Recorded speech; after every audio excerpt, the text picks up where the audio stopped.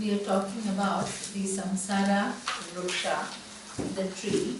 So the karmas actually nourish the samsara.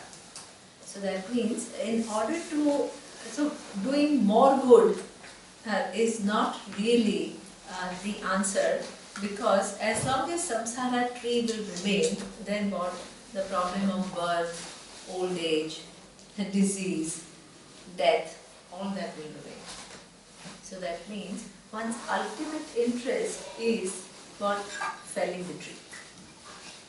Because, even though we come here to have a good time, we end up with so many things which are, that is why we, in fact, one of the reasons why we want to come to moksha is not because we are very wise and we want to know some realities, because we can't stand our suffering.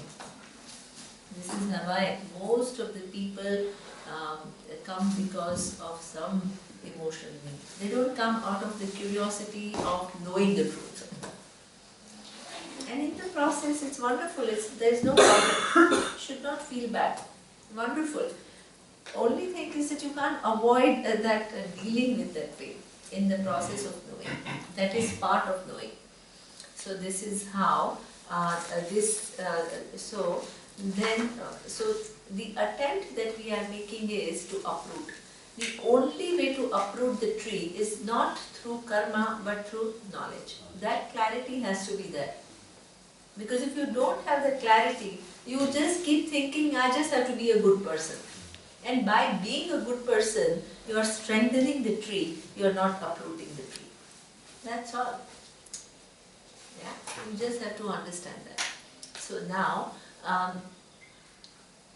when you uproot the tree, you understand that when you remove your ignorance, what do you understand? That I am free from punya and papa.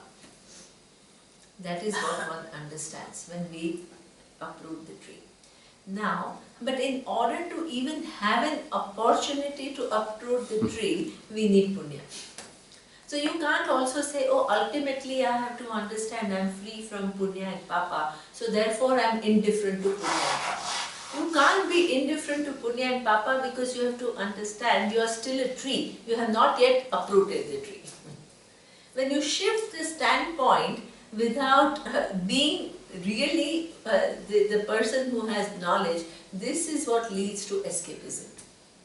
I pretend as though I am the knower, I know I am free from punya and papa, when actually I have to still remove the ignorance to cross over punya and papa. So in order to actually remove ignorance, you need punya. You need a lot of punya. First, to have even an opportunity to learn, one has a lot of punya. One needs a lot of punya. That's why so many human beings are there on this earth. How many people come to learn Vedanta? Some special punya. Otherwise, it's not possible. But having come here, then again, it doesn't ensure that you understand everything. Again, one needs a lot of punya. That's why one has to live a prayerful life. One has to align to dharma, because by aligning to dharma you get punya. And you need that punya for the pursuit. By taking care of emotions, we don't operate from delusion. That is punya. Because the minute we operate from delusion, we end up hurting people without even our intention. So that means, if you really want to follow ahimsa, you need to work on yourself. Because so much of our himsa is caused unknowingly. So much. That's why you hear from so many people, this person is really nice, but when something happens, a person is shouting and God knows what, and they have completely irrational behavior. That irrational behavior is triggered by pain which is stored in you, which is unaddressed. So that means that when the person is doing it, the person is not doing it really to harm you. The person is doing it because it is something that you did or something triggers, and then you become what? The scapegoat where everything is offloaded. So this is why, see, the thing is, you can't claim that, oh yeah, I did it unintentionally, because in that laws it is stored. So you have to somehow pay for it. It is entered. Hiranyagarbha means nothing goes unentered. It gets entered, and then there are repercussions. Repercussions which are what you feel that you have offloaded to you, it keeps coming back to you in some other situations. That's why, whether it is intentional, of course if it was done intentionally there will be further repercussions, but even unintentional has repercussions. So this is why there is no way to avoid this whole thing. So that means you need, even while you are pursuing knowledge which will free you from punya and papa, even while pursuing you need punya. You need a lot of punya.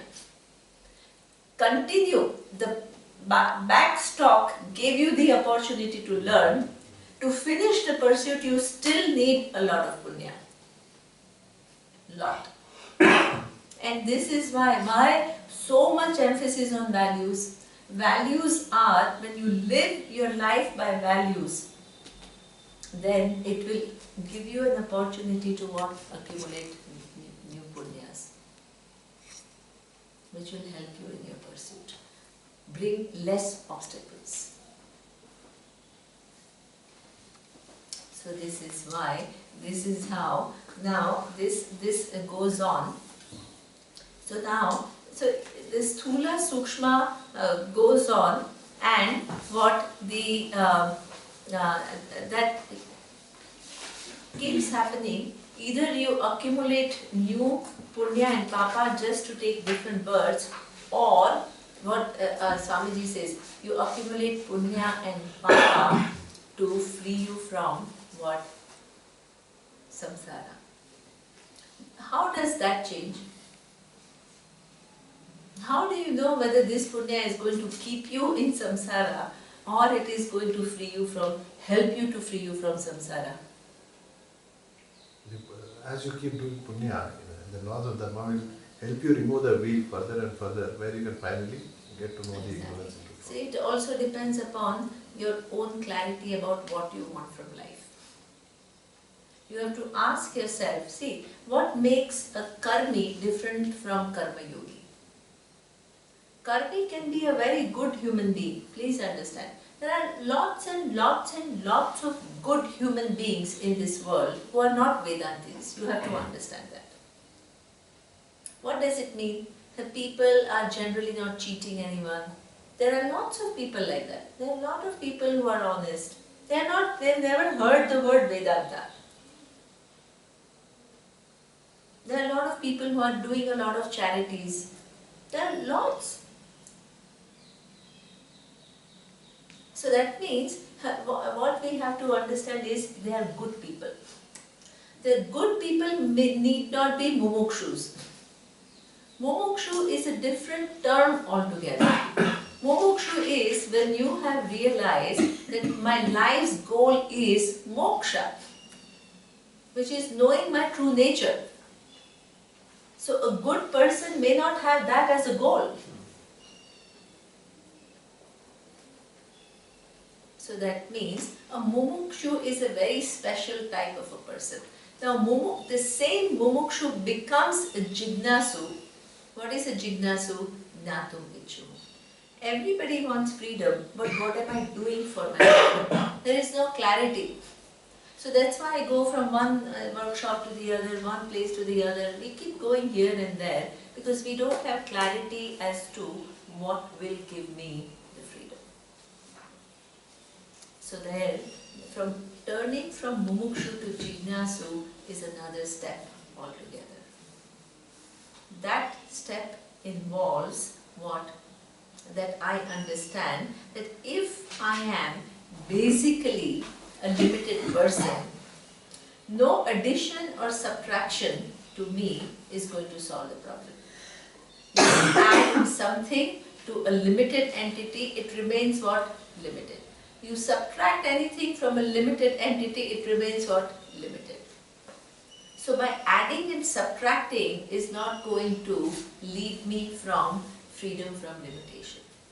The only way I can get freedom from limitation is what? To understand my true To understand my true nature.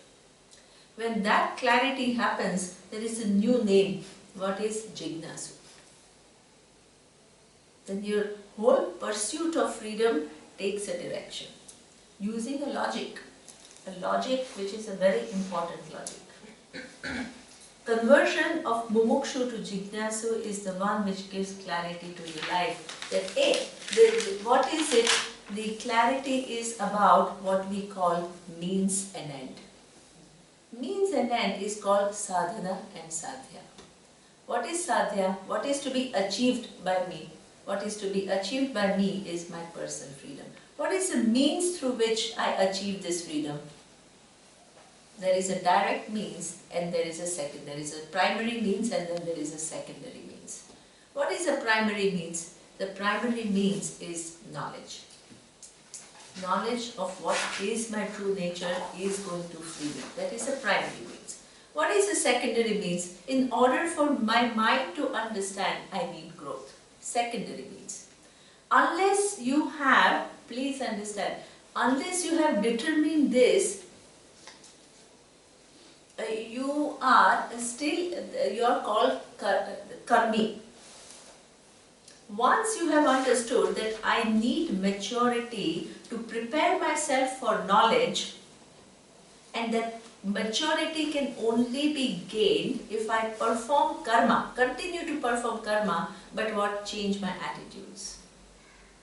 Before I was performing karma to get things, now I am performing karma for what? Gaining the mind which can what? Understand the knowledge. Only then it is called what? Karma Yoga. Otherwise it is not called Karma Yoga. Karma Yoga is different from a good karma. Karma Yoga is a specific term for a specific purpose. You can't just use everything. Oh, people who are never heard of moksha, they are doing Karma Yoga. They are not doing Karma Yoga. They are doing karma. And they can be good people. Sure, they can be a good people. But you can't call it Karma Yoga. They are dharmic people. We have a different name for them. Dharmic people means they are following dharma, they are doing good karma. Wonderful. We are not condescending towards them. But there is no mix-up. Buddhi, clarity of buddhi means that you need to know what is what. A good human being is a good human being. We are not saying it's not a good human being, but it need not be a karma yogi. For it to be qualified as karma yoga, you have to have moksha as the end. And you also must have what? Jignasa. You must have decided that no action by itself is going to give me moksha that I am searching for. It's a secondary means, not a primary means. All that has to be understood before it is called karma yoga. If you begin to take karma as a primary means, still it is not karma yoga. Because then there is a confusion. You think by doing something you are going to get moksha. That is a wrong orientation. So this is why this secondary means the place of everything in your life has to be clear. So that is why this is when your life begins to have a given direction. This is the preparation. So that means every karma that you perform, your purpose of the real purpose is not to get this, get that. The real purpose is to, when I perform karma, when difficulties arise, I will have what? Some habitual responses. Karma Yoga is what? Now, when that situation arises, it will give me an opportunity to see what my habitual thinking is, and it will also give me an opportunity to what? Correct it. That makes you a Karma Yogi.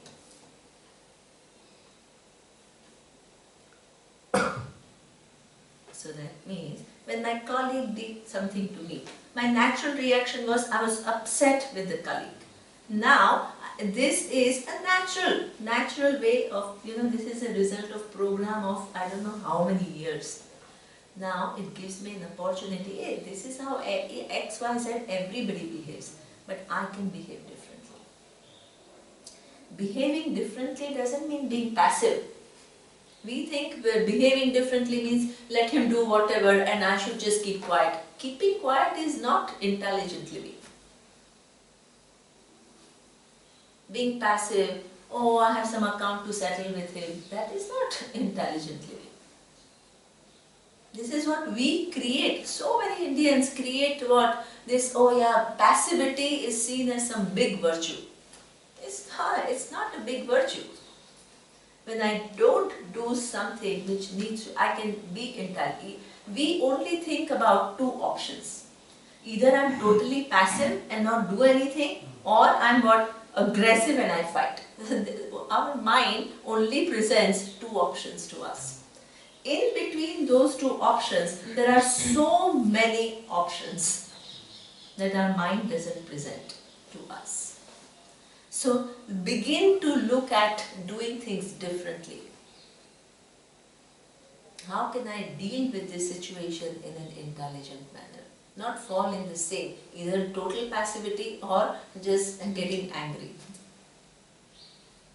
How can I guide, how can I engage with this person differently? Yeah, I tell you, your whole mindset, instead of anger, you will convert it into what?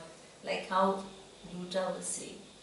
The whole thing will be fun because it's a challenge to you. It's like, you have now your challenge, now you have to use your intelligence and find solutions. Make your life like that. Life will become fun. Light. This is exactly how Lord Krishna is depicted. He goes through so many difficult situations. Right from what? The child where he was born in a jail. This is what a birth. Then he is away from his parents. A typical case for what? Huge load. Then his uncle wanted to kill him. Look at his life story. One trouble after the other. How is he depicted? Playful, cheerful, playing flute. Where is it coming from? Not because he's deluded. Please understand. It doesn't come from his incapacity. He's not in some delusional state, oh, there is no problem, there is no problem. He's dealing with each one of them absolutely lucidly. It comes because the idea of dharma and all is absolutely clear. Then he does what has to be done. And also because he knows the final reality. But the final reality doesn't mean, oh, this is my uncle, it's all one Atma, how can I kill Kamsa? It's not like that. This is how we convert the teaching. The real teaching is not that. So that means this is how Karma Yoga is what you have to tell yourself, I'm ready to face any challenges. You have to tell yourself that. I have the skills, I have the ability, I have been given power to deal with any situation. Make yourself believe that. Not out of irresponsible thing, but out of responsibility.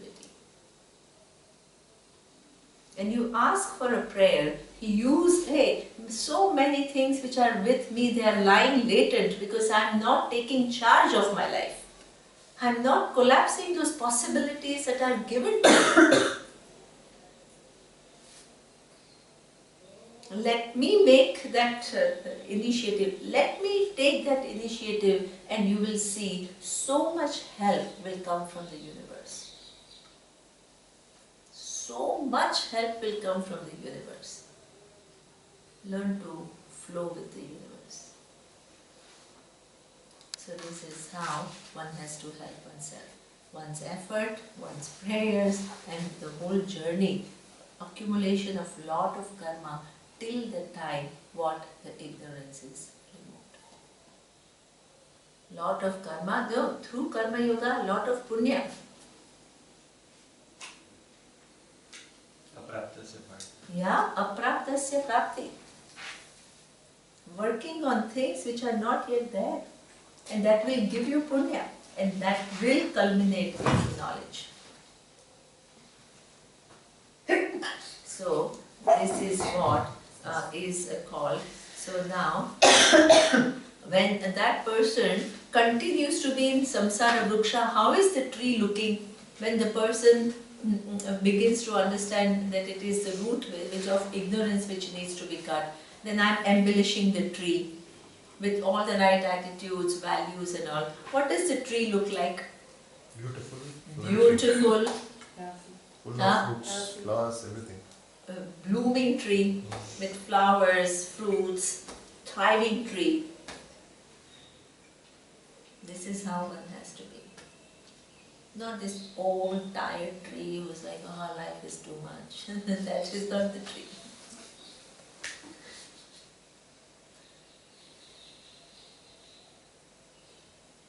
That is how. That is growth. So, this is now, when the tree is really bloomed, then you are ripe for what? Cutting it. This is why a wise person is what? All bloomed. The wise person is all bloomed, his eyes are tinkling.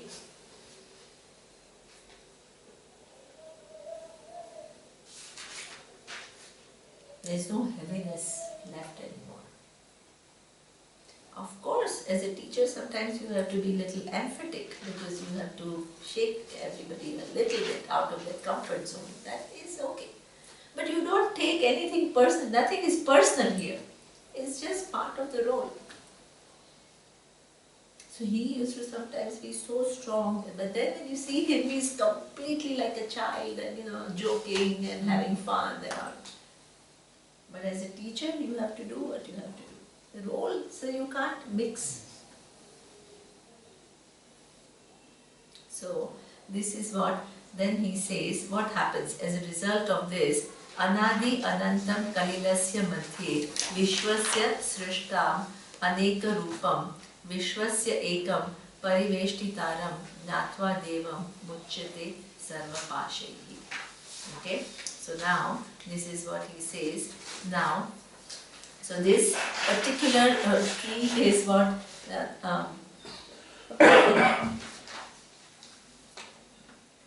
this is the idea which is explained. That he who knows the Lord, who is without beginning or end, who stands in the midst of chaos of the world, who is the creator of all things and is endowed with many forms, he who knows the radiant deity, the sole pervader of the universe, is released from his fetters.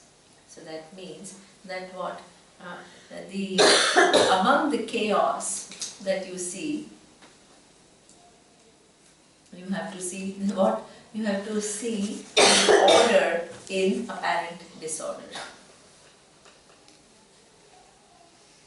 The order includes everything. So this is why morning meditation of Surya is, he always keeps saying, my guilt is in order. My hurt is in order. My anger is in order.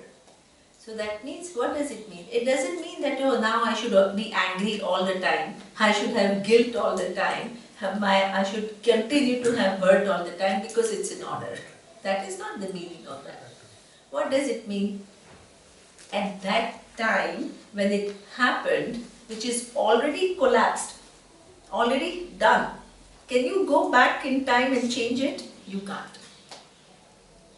See, people use this teaching to say, oh, my everything is in order, so I don't have to do anything. That is not how this has to be taken. When it happened, the fact that it happened means it could not have been any different.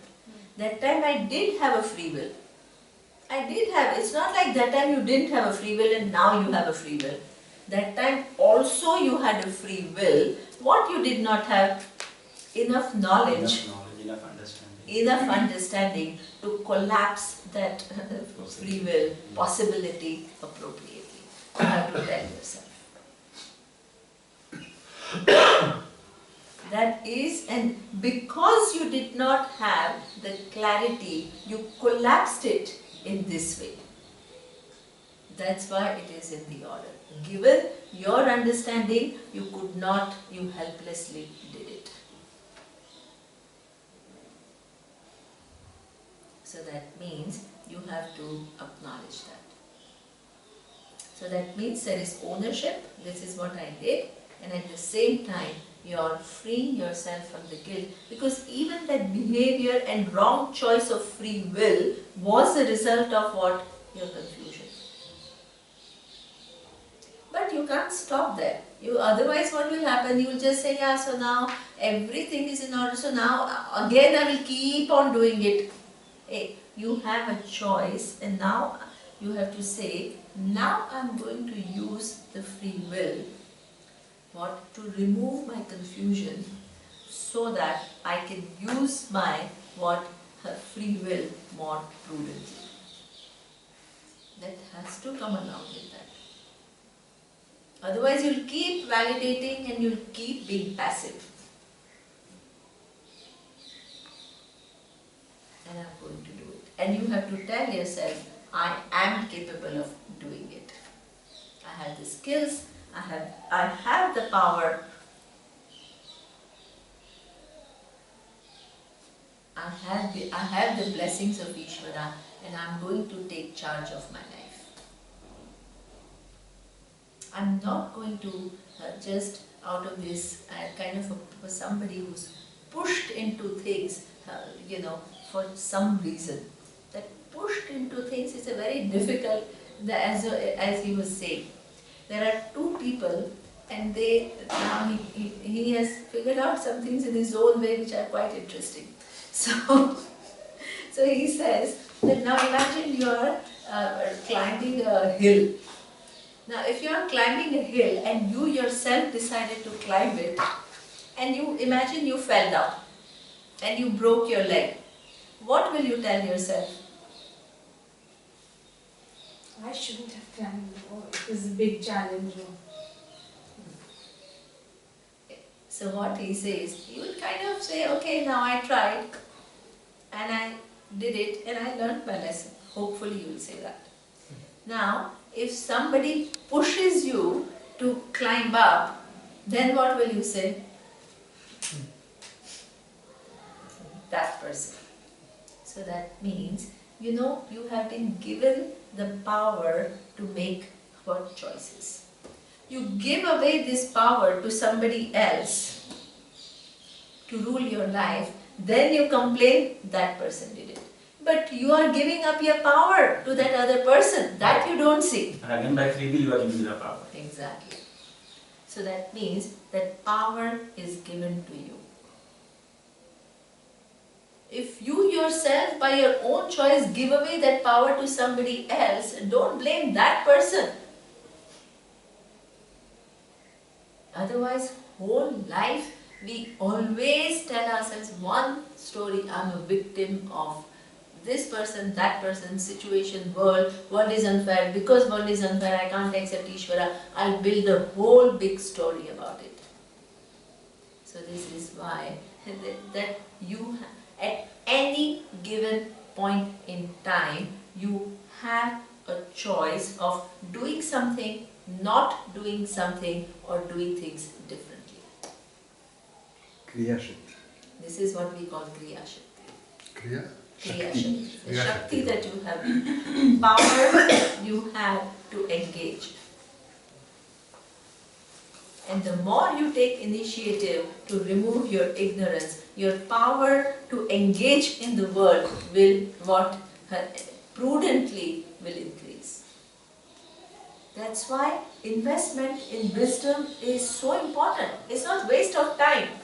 It's not like I'm going to Rishikesh, so now what are you doing? Oh, you're not doing business, so you're being unproductive. You're not being unproductive. I'm not doing nothing now. It's not doing nothing, it's doing the most important thing. So this is what your perception has to change.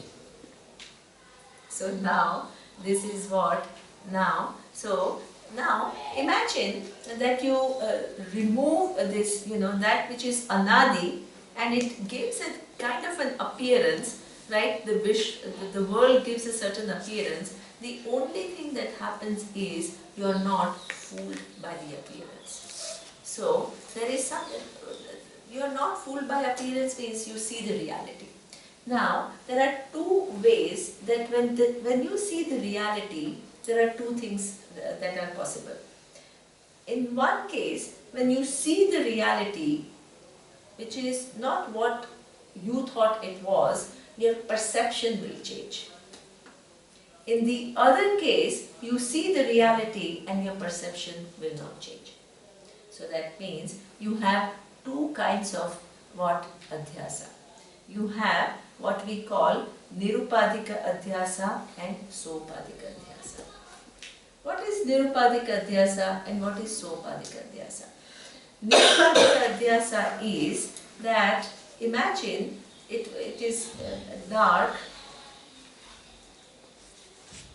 and let's say you see a rope, you see a snake, sorry. It's dark and you're in the forest and you see something long. And what is your first thing, like when we were in the ashram, because it is pretty, green and it's in the forest, you see something long, the first thing is what? It's a snake. Now if somebody shows light and makes you see what it is, and you see what you corrected, what was that? There was adhyasa. What is adhyasa?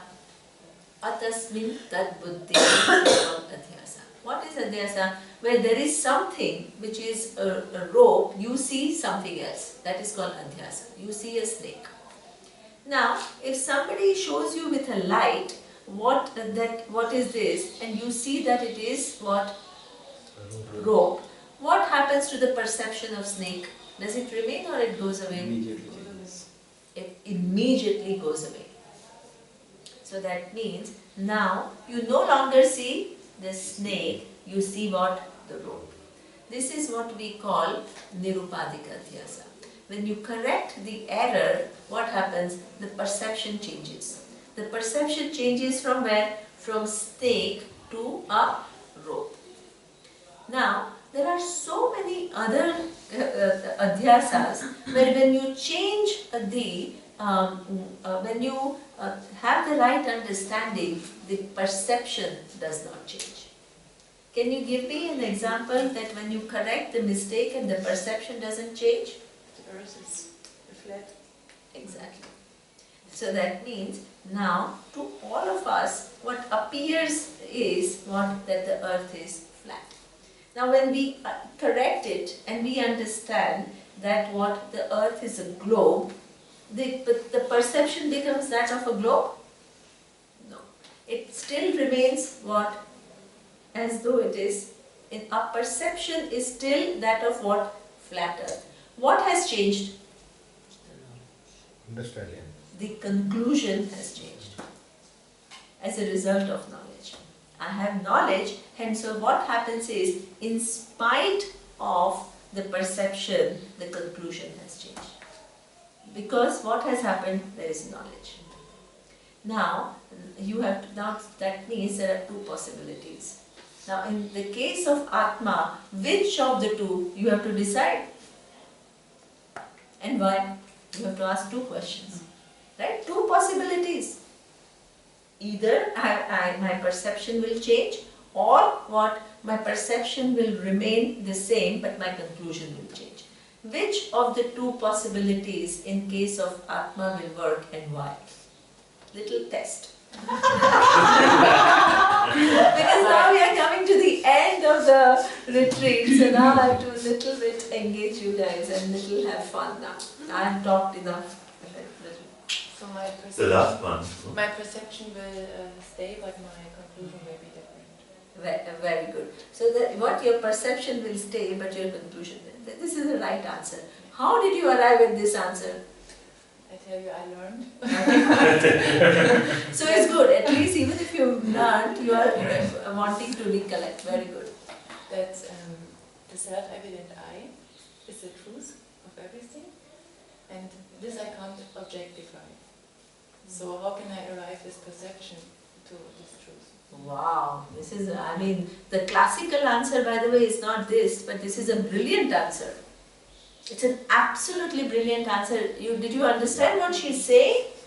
It's like ingenious answer. This is superb. Can you repeat? Yeah, I can repeat it. It's actually I had not thought of this answer. I have another answer, but this is a lovely. I have another answer. Yeah. Which I You will guess have is a another classical brilliant one. Okay. No, it's actually quite an ingenious answer. Okay, tell me.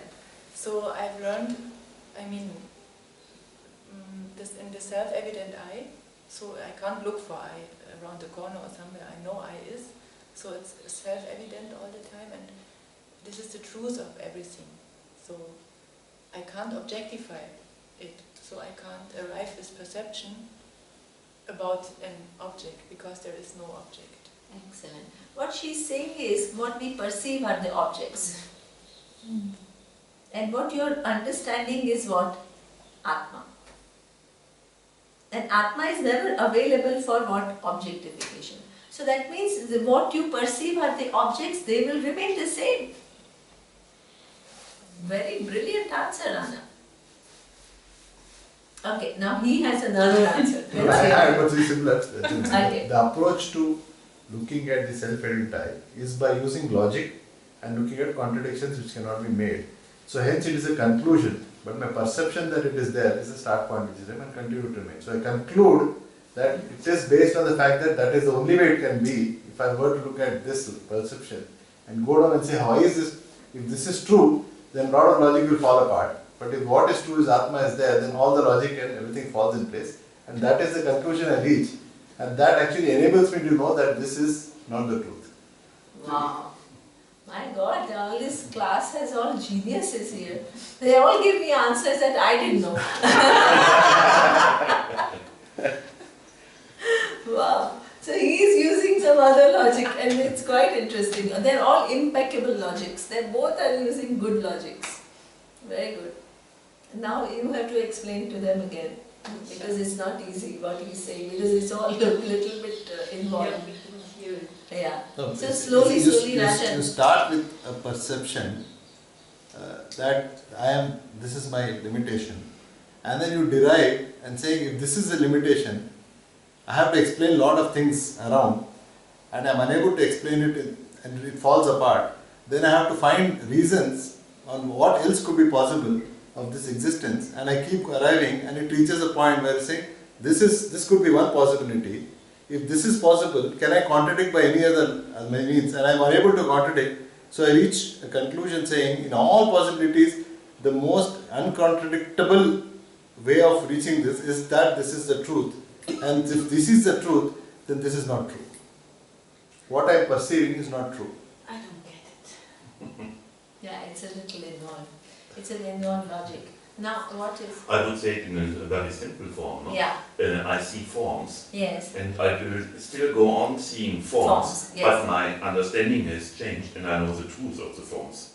Yeah, exactly. It's See, a the simple truth of the way, no? forms is Yeah. not a form. Yeah. So that is Yeah. exactly.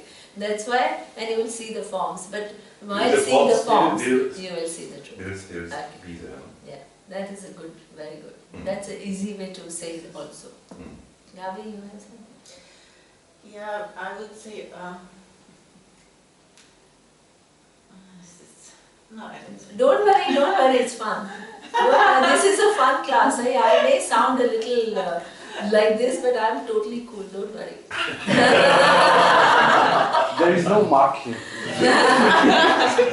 I would say it doesn't change, the perception doesn't change because it's nothing personal, which is only subject to me. Okay. Because it's, because the ignorance here is universal, everybody has it. And Okay. if it would be only my personal ignorance, perception might change. It can change after Anna's, of course, explanation. But as it is nothing to do with me personal, it's perceiving something, the perception cannot change. In fact, my answer is your answer. I mean, what I was going to answer is a traditional answer, which is your answer. Yeah. So I will explain in a different way in my traditional language. But is what you are saying is right. What Gabby is saying is our answer. What Gabby is saying is, there is a pattern. So we look into pattern. What is a pattern of nirupadikadhyasa and what is a pattern of sopadikadhyasa?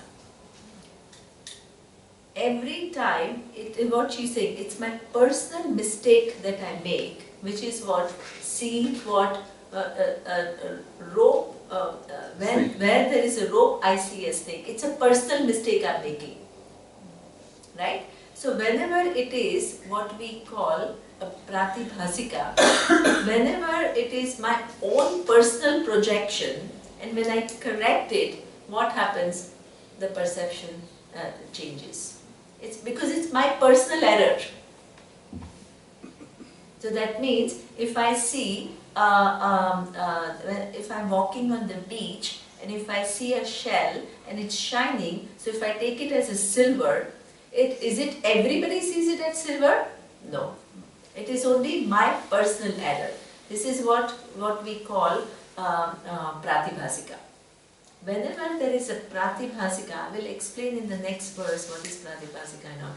Whenever it is my personal error, when I correct it, my perception changes.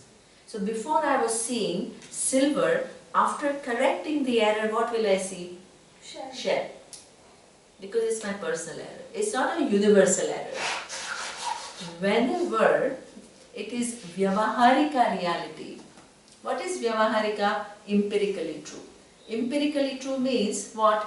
All of us have the same perception. It's not my personal mistake. It is not pratibhasika. Every time we correct a vyavaharika mistake, our perception does not change. It's a rule. What does it mean? It means that when we correct the perception, that when we correct the knowledge that the earth is a globe and it is not flat, our perception does not change. Why? Because it's an empirical reality. All of us, our eyes are designed to see earth as what? Flat. It's an empirical truth. So that when we correct the data that empirical truth gives us and we correct the error, the perception does not change. Every time. What other example? What is the other example? Sun. We all see it rising in the eastern skies and what? Setting in the western skies. And we are all fooled thinking that what? Sun is actually rising in the eastern skies and what? Setting in the western sky, until one day somebody tells us it's actually earth which is rotating and sun is stationary. So that means we've understood it, we got the knowledge, but does it mean we will not see the the sun rising the next day when we corrected the error? We will not see the sun rising in the eastern skies? We will still see it. Why? Because it's not your personal mistake. It's an empirical reality. Empirical reality means it's there, it's true, it's not, all of us perception is the same. Now, the third example. When a scientist finds out that this table is nothing but atoms, does the scientist's perception of the table change? No. Every time you correct an empirical error, your perception doesn't change. All these forms Are they a personal reality? No, they are empirically true. So when you correct the perception and come to know, as Carl is saying, the truth of the forms will remain exactly as they are.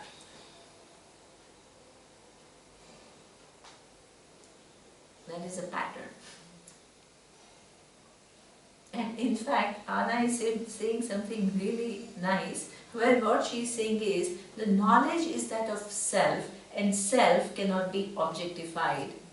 So by knowing the self, and these are objects, how can objects, perception of objects change? That's a lovely logic.